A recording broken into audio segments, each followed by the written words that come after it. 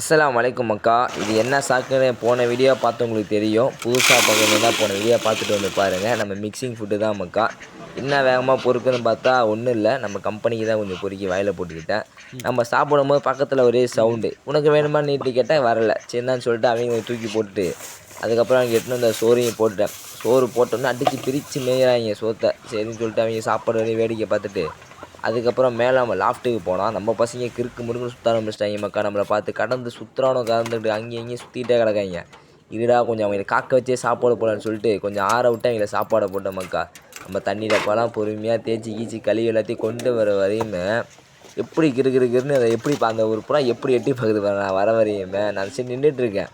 என்ன தான் ரொம்ப நேரமாக பார்த்துட்டு அதை பார்த்தா இன்னொரு புறா வந்துடுச்சா. நம்மளை பார்த்தோன்னே நம்ம கைக்கு வர புறா நீ நேராக போய் அந்த டப்பா மேலே உட்காந்துக்கிச்சு.